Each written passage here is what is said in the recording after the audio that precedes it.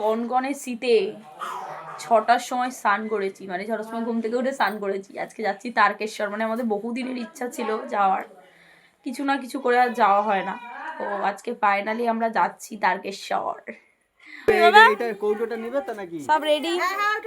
তোমার জামা আর জুতো তো একই কালার মাসি। হ্যাঁ, সোয়েটারটা আর জুতোটা একই কালার হয়ে গেছে, টুপিটাও। আমরা প্রত্যেকেই রেডি, আর এইদিকে দেখো আমাদের গাড়িও চলে এসেছে, দুটো গাড়ি করা হয়েছিল, অনেকজন ছিল।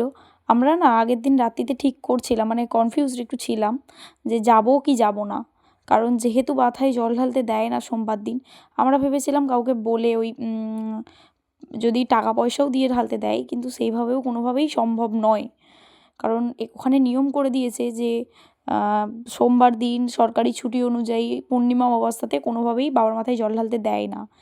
এবার অনেকেই বলবে টাকা পয়সা দিয়ে, ব্যাপারটা হয়েছে এত দূর থেকে যাচ্ছি, যদি না জল ঢালতে পারলাম আর কি করলাম। যাই হোক, দর্শন হয়েছে এই অনেক।